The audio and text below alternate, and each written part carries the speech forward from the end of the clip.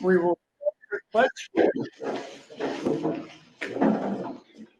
allegiance to the flag of the United States of America, and to the republic for which it stands, one nation, under God, indivisible, with liberty and justice for all. Welcome, everyone.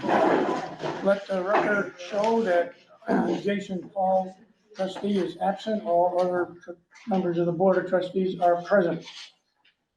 And I have two changes to the agenda. Since Jason is not here, under old business, he was going to report on the status of foils. We will postpone that to the next meeting. And under new business, I am adding a discussion regarding the upcoming elections. So with that in mind, I will entertain a motion to adopt the agenda. Do we intend to go to executive session? We do, it's on there. Okay. Okay, sounds good. Okay? Yep. All right, I move to adopt the agenda. all right, second? I'll second. Second, all in favor? Aye. Okay, agenda is adopted. Okay, next item on our agenda is the formal appointment of our library manager, which is a momentous event for us this evening. Absolutely. And we have a resolution, and I will entertain a motion to appoint. I move that we adopt this resolution to appoint Marion Allen as our library manager. I second that motion. Is there any discussion? How about Yahoo? Was I- Okay, all in favor? Aye.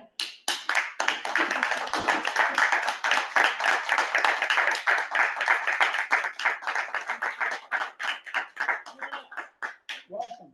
It is a momentous occasion. And we welcome Marion to sit with us this evening. And that is in keeping with what we have all discussed in the sessions that you all weren't there on, but we're gonna be a team, and we're here to support Marion. We're here to make sure that things move forward and the library opens, and things will be the way they should. So welcome again, and we're glad to have you with us. Thank you, I'm happy to be here. Okay. Want to say anything about the library? Yeah, now, what's happening is, just so everyone is aware, Marion is appointed effective on the 27th of the month. We will actually officially open the library on the 1st of March. She will be here for a few days to get acquainted with the facility, with the office, with the staff, and on and so forth, and we'll be back in business. So that's where we are at this point. Next thing we're gonna do is approve our minutes. We have two sets of minutes to approve. First, we had a regular meeting on the 23rd of January, and those minutes were sent to all trustees in advance. Do we have any changes or corrections to those minutes? Okay, I'll entertain a motion to adopt those minutes. Make a motion. I second. All in favor? Aye. Okay, those are approved. We also had a special meeting, which was basically called so we could go into executive session and move forward with the appointment of a library manager. And that was done on the 30th of January. Very brief minutes on that. All trustees have seen those. Any changes, corrections to those minutes? Okay, I'll entertain a motion to adopt, to accept those minutes. I'll move. So move. I'll second. All in favor? Aye. Okay. Now, I'm going to continue for a few times with what I'm calling the president's report. And I'll just continue this because many things are happening in between these meetings. And some of them we're not actually talking about at this meeting, but I want to make sure that all of you are informed as to the things that are happening. And so I'll do that, and I'll try to be as brief as possible. And maybe eventually it won't be necessary for me to do it. But for the moment, I think it's important that we keep everybody up to speed. So first of all, you were here for what we consider an important milestone in the number one goal that we were in getting open and moving forward. We've appointed our new library manager. But I want you to make no mistake, that's just one of the many steps that we are going to have to take in order to get back to returning to a normal, smoothly functioning library that you all deserve. So that's step one. Second thing is, I'll point to you that, or I'll let you know that we did put our attorney on retainer. We adopted that last time. That's all been executed and we're there. The agreement is set. And that's going to result in a significant savings to the library for our legal expenses, which is important. The third thing that's been happening is that, and we mentioned this at the last meeting as well, now that we have a library manager, we'll be moving the strategic planning committee process forward. The two previous members of the committee have agreed to continue. Marion will be a member of that committee, and the board will be represented by Rosemary Gardner. Now, looking to keep this group at a manageable size, because committees can sometimes get a little out of hand, we would entertain adding at least two more folks to the committee. So if any of you are interested, or you know somebody who is interested in serving on the strategic planning committee, get in touch with me or Ree or one of the other members of the board, and we'll give that consideration. Okay, this second thing, or the next to last thing, is that you may or may not know that all the trustees are required to have 2 hours of library education, and that's required each fiscal year. The topics that are presented at these various education sessions include things like financial oversight, accountability, fiduciary responsibility, and the general powers and duties of a library manager. In addition to that, there's a state-approved 1-hour sexual harassment training course that's required annually. We've partnered with SALS to provide that to any of us who have not done that training. And I will be maintaining a record for the board, and it's strongly recommended by the state library folks that we have a written training policy, which we don't at this time. So that will be one of the many things, as I mentioned, there's many things to do. That'll be one of the many things we'll be taking up as we go forward. And finally, you heard me mention that I've altered the agenda for new business to talk about elections. So once again, this year, we will be using the services of the school district to conduct the annual elections. And there's some preparatory work that is required now in order to get that ball rolling and that process underway. And we'll be taking that up under new business tonight. So that's my report for the moment. Turning now to our VP of Finance, and we have a report from Bree. Me too. Okay, we have a couple of deposits. You'll notice on the second page of the handout I gave you. Oh, I'm so sorry. That wasn't very nice. There we go. Thank you so much. We had a check for $90 that was deposited. That was from Somerset Trust. Yeah. You want this one? Oh, you have it on. Yeah. That was an addition, which is high as well. Got it. $390. We talked about this a little bit last time. It was a balance that was left on a credit card that we no longer have. It came in, I mentioned it in last month's report, but it came in too late to deposit for that time. So that's why it's being mentioned here. And we also had a rebate, check, not a rebate, a dividend check from the state insurance fund in the amount of $115.54. It's a dividend check of 37.5% of the premium paid for the policy year, July 1, 2022 to July 1, 2023. And apparently this is a new thing to me, but it's an investment kind of thing. So there's a dividend that goes out to all the libraries. It's all good for us. So we deposited $505.54. We can move to the expenses for this time, and there's nothing really unusual. They're pretty standard. But for your edification there, folks, we have the bookkeeping amount is $487.50. Sal's is a $377.46 amount. That's for the January JA fee, and for training total. The January JA fee is $308.34.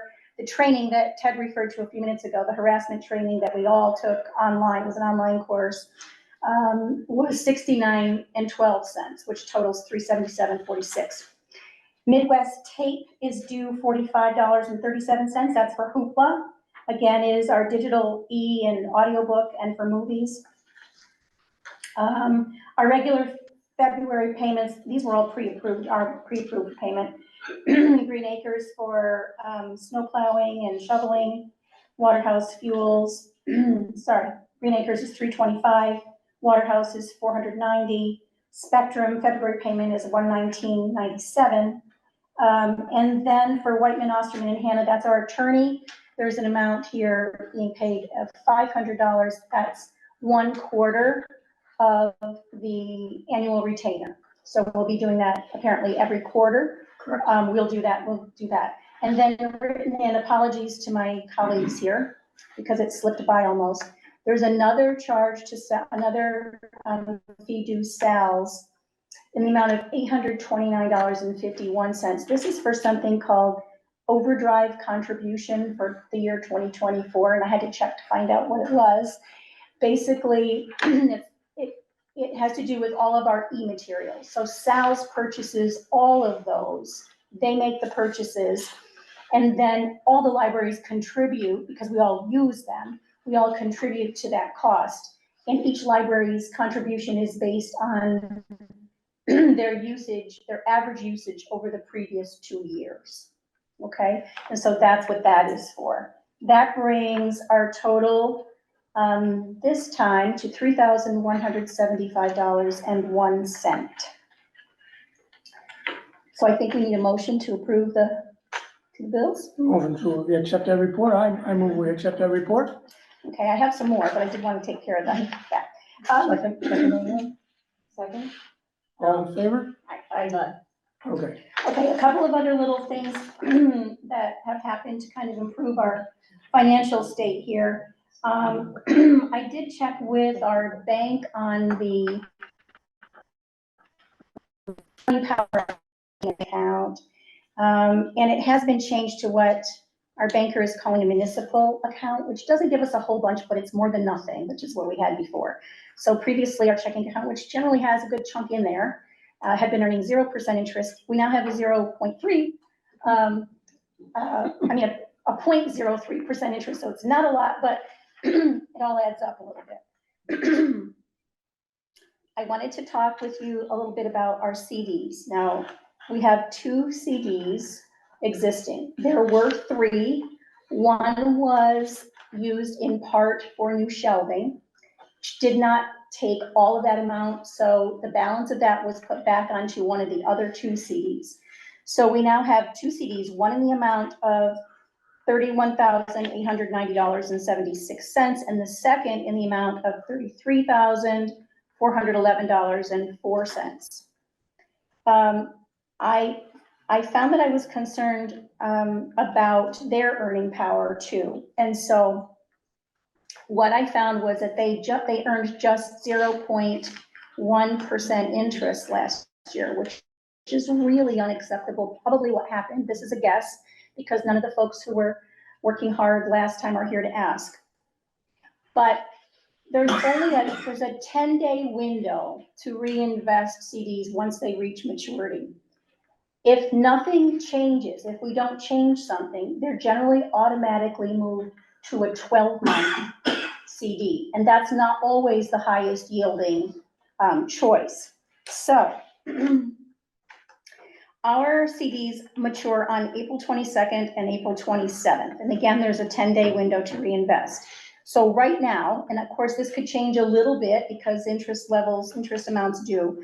Currently, a 14-month CD would earn 4.34%, which is a ton more than 0.1%. And a 6-month CD would earn 5.06% interest. So it's much, much better. You know, these are investments, and we really need to do a good job of monitoring them and reinvesting them. That's part of our fiduciary responsibility. So I don't know if we should decide that. What I would like to do is have authority already so that when this time frame comes up, I can just make those changes. Or we can talk about it for next time. It has to happen. It's just whether we decide to do it now or we do it in March, but it has to happen in April to garner that interest, which I think is When very important. we have our March meeting, Will you know at that point We'll, what the rates will be? we'll double check, And yeah. at that point, that the board could then weigh Yes. in and approve yes, you going ahead. yes. Does And that seem Matt, reasonable to Yes. Matt everybody? and I have already discussed that we know that interest rates may vary a little. Sure. So at that point, we'll find out what it is and take the higher, of course, whatever that happens to be. He seems to think it will continue to be the 6-month CD. And then, of course, it'll just have to go on a fluorescent calendar somewhere. That 6 months from there, somebody Sure. has to make sure that they're taking care of that. Okay. Anything, Josh? Yeah, was there a grant for the shelving? I believe there was. Was the CD cashed out as prepayment for that? I wouldn't know the answer. You would have a better idea probably. All right, we'll have to look for the deposit of grant money. It seems odd that the CD was cashed out if grant money came in too. It wasn't totally cashed out. Okay.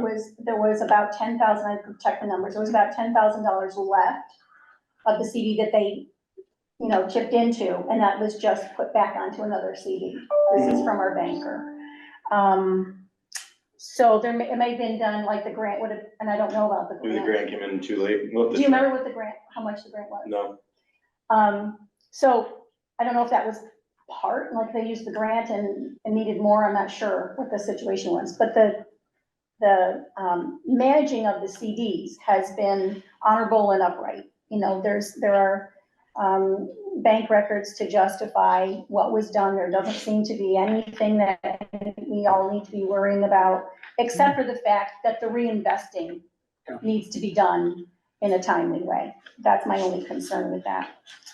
And then just very quickly, because you had asked me to check in on the state of the audit and the annual report. Yes, please. Okay, so as far as the audit goes, and we talked about this last time, we have gathered all the documents from the treasurer, and they're ready to be electronically sent to the auditor. They had offered to drive from Albany up here to pick up hard copies, and I asked if they couldn't just be electronically moved there.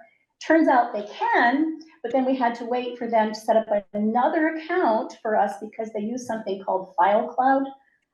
So yet another program for me to figure out, but so we had to wait for that to happen. It has happened, it's just happened, and so I guess the best update is documents are collected, and now we can send them to the auditor, and then we'll be on them. And that's the financial audit, Right, which is for the fiscal year that ends last year. right, So that's not this year, it's what, 2022.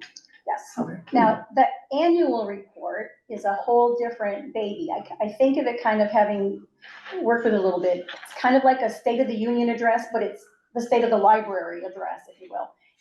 It takes into account everything from the number of patrons we've seen to the number of e-loans and serials that we have, to the kind of summer programs, individual programs, just everything, every kind of number you can think of. All libraries do it. All of the reports go from us to SALS. They review it and get back to us if there's something that's missing or flagged, and then they go on to the state. It is extensive. Ours is almost complete. SALS had asked for libraries, and I attended a day-long workshop, what was it, 2 weeks ago, to learn a little bit more about it. And most libraries had a due date of February 16th. Ours was extended because we had a lot of learning to do. So SALS is certainly, working along with us. So we're not late. We're using every bit of the time, I'd have to say, but we're not late. We have been approved. We have an approved timeline for submission I'm hoping within the next week or so. So some of that set of questions, part of it is already populated for us. Some of it Claire's been able to help with. Some of it I've been able to find in some materials that SALS provided. And again, they're very aware that we're under constraints and are being very supportive of us there. And that's Okay, great. And that is an absolute requirement, as we are now part of the whole state library system. So the fact that we've got a little grace period is good, but we will make it and we'll be on time. There's just one other thing that's concerning. It does touched in with this. We talked a little bit last time about, a variance, because we were out of, thank you, compliance with, a couple things at the time. We didn't have a library manager, we weren't open, there were things that technically are out of compliance. And we talked a little bit about variances then and what we would have to do to secure a variance. And I've learned that we don't need to do anything to secure a variance. When those kind of things are made apparent in the annual report, the state of New York, the Board of Regents notes that there is a variance, and that's what's called the variance. We're used to a variance being something that we appeal for, a variance at the planning board or something like that. This is different. It's the state saying there's a variance in what is expected or supported or required. And all that happens then is we need to supply a plan. And our plan is kind of taking care of itself. So I just wanted to mention that, because we did talk last time about what would we have to do to secure the variance. Didn't we have some conversation about, like a policy about CDs in trying to avoid a single person cash out without a board vote? I don't see anything in the policies that are on that. Didn't we have a conversation about developing a policy of that nature? Or maybe that's something I'll work on for the next meeting. Okay. And we can distribute around. And I know that has been an issue, and I know that, Robert mentioned VP of Finance and Treasurer would be the best Sure. candidates to actually seal the deal and cash in, but, all right, sounds Great. good. Okay, we'll put that on for next time. Okay, any other comments, questions, suggestions for that? Okay. Thank you very much. Do we have a secretary's report? We have a very brief secretary's report. Okay, I attended Sal's advocacy days, which were basically half-hour Zoom meetings with various elected, our state legislators. And they were just a time for Sal's and BOCES to talk about what kinds of funding they hope our legislators will advocate for. I went to the one with Mary Beth Walsh and Carrie Warner. They're both strong library supporters, and Carrie Warner especially was interested in finding out how we're doing here, and I was happy to report that we are doing well and we are soon to reopen, so that was nice to be able to do. okay, thank you. Okay, under old business, we did take off the status of FOIL since Jason is not with us.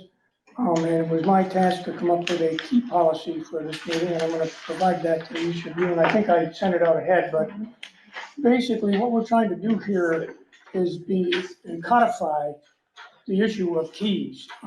There are a number of keys, and I think if those of you that were here last time heard us talk about that. There's keys to the building, there's keys to the manager's office, there's keys to the red trustee's file cabinet, there's a key to the post office box, and there might be some other keys that I'm not even aware of. So basically, we want to get it down in terms of who's responsible to manage that and keep the records. The policy that I'm proposing is that responsibility for controlling the keys, except for the ones for the Board of Trustees file cabinet, will rest on the library manager. Welcome. Thanks. And we'll ask the manager to be maintaining a record of everyone who has a key and where all the other keys, if they exist, are, so that we know. And I think that's important for us as a business. The Board of Trustees cabinet, which is again, that red file cabinet you see in the corner over there, is where we're keeping things that are permanent type record that the board needs to maintain. Things like reports, secretary's reports, policies, other things that may be important to the board. And in that case, we're going to limit that in a bit, because we don't think everybody should have access to that, obviously. So basically, I put together a table, and the trustees have it, where when we look at the main building, getting in here, the doors you come in, we've got 10 keys that exist for that. And my suggestion is that any trustee who wishes to have a key can. The library manager must have a key. Members of the staff at the discretion of the library manager. The cleaning contractor, that's the person that comes in out of hours to clean our library, should have a key to be able to come in. And then for some reason or other, and we're gonna find this out when we go down to our training in 2 days, and you may know the answer, Claire. Sal's has 2 keys. Yes. Yeah, and I'm not sure why they have 2 keys, but we'll One find is out. for ILL and one is for them to keep on record. Just as do they do that for all libraries? I imagine so. I'll find that out, okay. So that's what we're proposing for people that would be authorized to have the keys. In the manager's office, it ought to be the library manager, obviously. But I'm also suggesting that the board president have a key in the event the manager is sick or disabled or there's some problem, we ought to be able to get in that office. So that would be reasonable. For the post office box, right at the moment, we have only one key, as I understand. And that key will be in the control of the library manager. If you think we need another one, you can think that through and let us know when the Okay. time comes. And then finally, the trustees file cabinet, should be the board president, the board secretary, and the VP finance. Should be able to get in that cabinet, and I'm open to whether every trustee should have a key to that. What do you think, Josh, is it? What my notation that I have here is no limitation to access to trustees clause. Access cannot be at the discretion of the secretaries, and I think that's obvious, but I think we should put it in there. I don't think we have a fear with our current secretary that she's gonna withhold information, but it's a potential, it could Okay. happen. Okay, So what you're saying is everyone gets a key, maybe just throw something in there about no limitation of access to documents, that surely the secretary has possession of the key, but that she's not actually limiting access to documents to whoever she determines is the best candidate to get them. Any trustee can have them. I think we should just. Can have the documents, or we should make more keys? I don't really want a key, Right. so I wanna ask you for, hey, can you check out this document for me, that kind of thing, you know what I'm saying? Of course. So, we don't want limitations on access to documents for trustees is all that I'm thinking we should add, but other than that, looks great. okay. And then I didn't know if there were any other keys. I put a question to myself on this. There's a number of different miscellaneous keys, like we have keys to a paper towel holder, there's keys to small knickknacks all around, there's a number of unlabeled keys.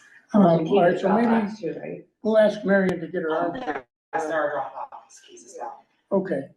All right, well, I'll get that information and then finalize this. If the general layout of this looks okay, we'll find that out and then we'll accordingly. I think that's good. One of the things we did before was we threw everything to Robert prior to vote too, so maybe that would be a good thing. And what that did was that prevented us from scribbling up what we wanted and then finding out, hey, this is kind of sketchy, this needs to be retrained this way or that way. It just kind of kept everything succinct and helped us to get things done quicker. When it comes to a policy. Yeah, Okay. because what was happening was it was extending out for 4, 5, 6 meetings instead of where we could have just done 2 if we had touched base with Robert at the beginning. Okay, I will do that. Okay, that'll be my task. Okay. Done. Anything else on that at this moment? Okay. Now, under new business, we've added, I added the issue that has to do with elections. So what's gonna happen is, this year, we're going to, again, use the services of the school district to run the election for the library board of trustees. Okay? And what's happening is the 3 of us who were appointed by the regents have a term which expires. Jason's term Jason expires as as well. well. Yeah, well, I'm just gonna say, plus Jason, who was appointed by the board at one point, his term expires. So there are gonna be 4 board positions that are gonna be up for vote come this year. And there's preparation that's necessary to provide information to the school district in order for them to get it on their agenda and to put it into their system and so on and so forth. So I worked with Robert, our attorney, to prepare a resolution that will do that for this round of the elections. And I am going to move that we put this resolution in place, and I want to read it for everyone to be up to date. So it's resolved first that pursuant to section 260 of the education law, the library manager of Rockwell Falls Library is directed to notify the clerk of the Hadley Luzerne Central School District that the library intends to hold an election to fill 4 vacancies on the board of trustees of the Rockwell Falls Public Library during the May 21st, 24 annual school district meeting. 2, for full 3-year terms, each ending June 30th of 2027. And 2, that was resulting from the expiration of the terms of former trustees Kathleen Jones and Janet Silber. 2 elect persons to be elected to fill the balance of the unexpired terms vacated by Patricia Lewandowski and Kathleen Mitchell, each ending in June 30th of 2025.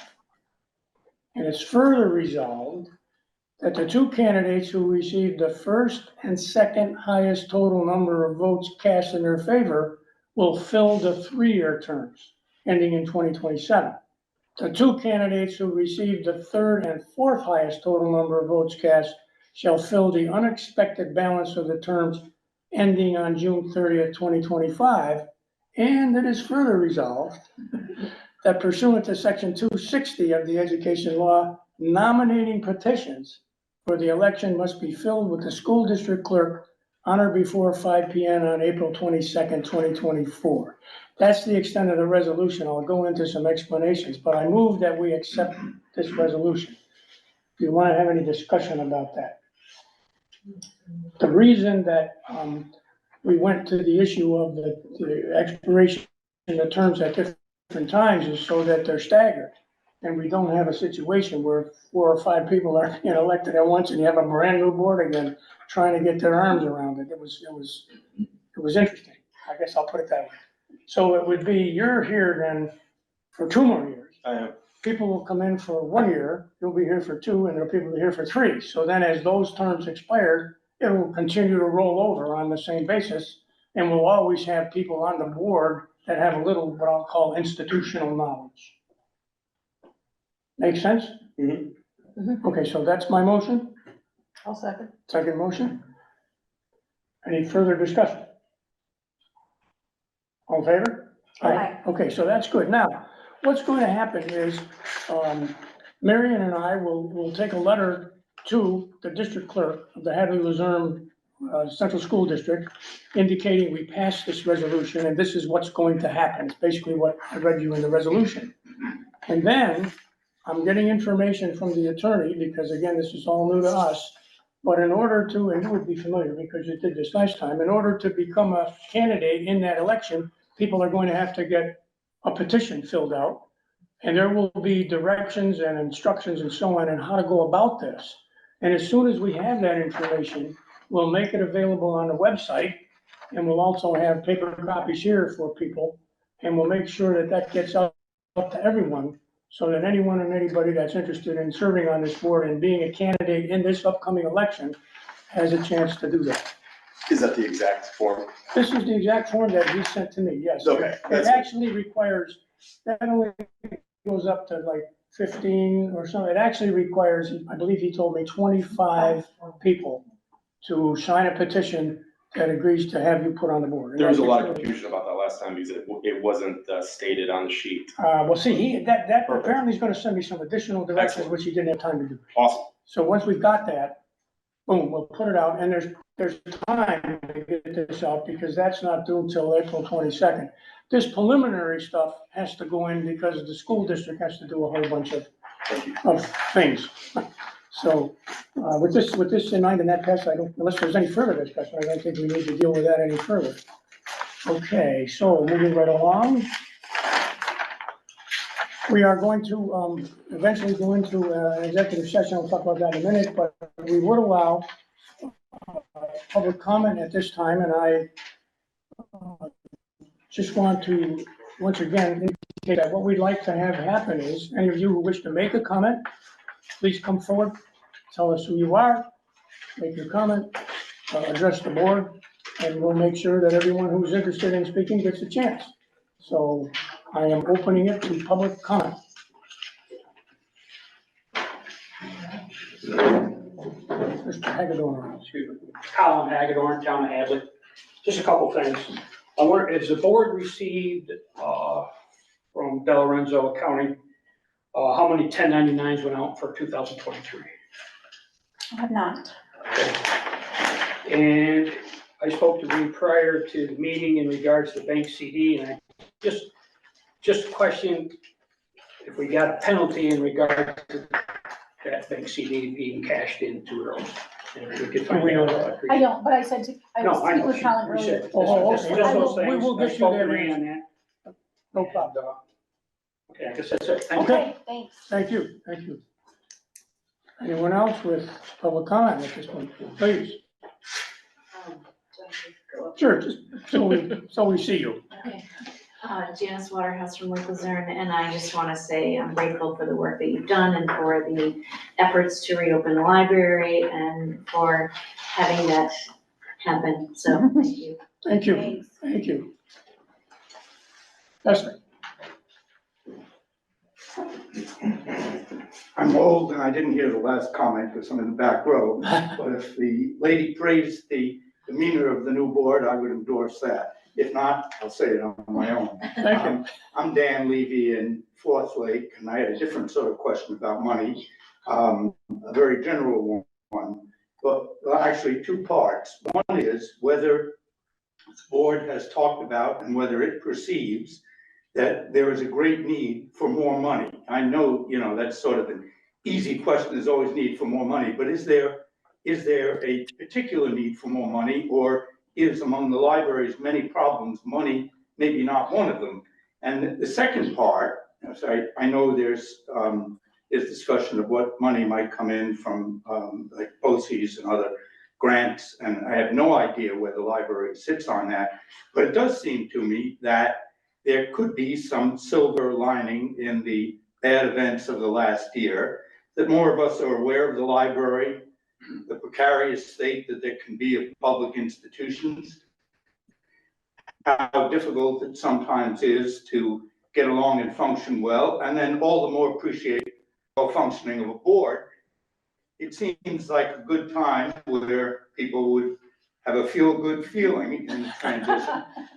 And maybe it's a good time for this would be a judgment call. Maybe you want to establish more of a record first, but could be tossed out of office soon too.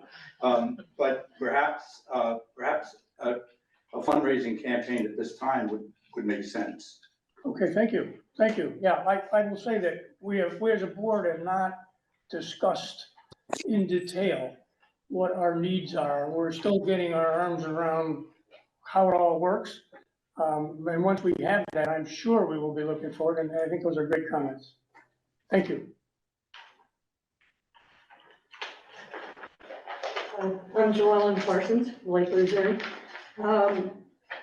It's two things. One is I really do want to thank you all for taking responsibility for doing this, and I really appreciate that, and I know a lot of people in the community do. And welcome you. And the second thing is about the postal keys. I think usually organizations and people get 2 keys or can have 2 keys. So I'm wondering if there ever was a second key, and if so, what happened to that key, or if it's floating around somewhere and someone else has access to our post office box. Anybody have any ideas about that? Pre-us. We have no idea. All we know is there's 1 key. Okay. Does hit on an important point. Maybe we could ask about a change of lock or a change of box or something. That would be, yeah, I guess that we could look into that. Sure. Okay, thank you. Thank you. Anything else? Okay. And public comment session, and then just to make a note for everyone, the date for our next regular meeting will be March 19th, Tuesday. Same time, same place, same crew. And at this point, we're gonna move to executive session. I move that the board enter executive session to discuss salary and status of our current library clerk, and further move that we invite our library manager-elect to join that executive session with us. I so moved. Okay? Oh, you seconded my motion. Oh, sorry, yes, I did. Any discussion on that? All in favor? Aye, okay, so the board will now do that, and we'll be back out afterwards, and basically all we're gonna do is adjourn the public meeting, so you're welcome to stick around, but that's up to you. So,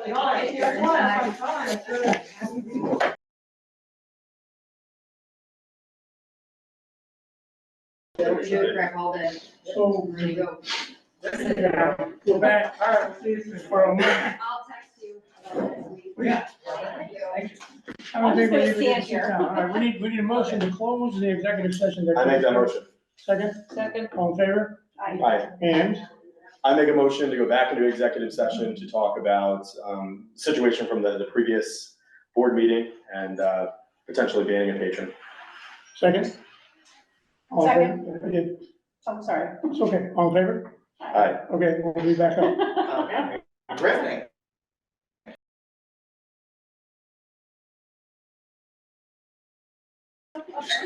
Come on, now, okay, we'll entertain a motion to. Adjourn. I'll make. I second that motion. All in favor? Aye. Meeting is adjourned. Okay. There we go. So what do you need to know?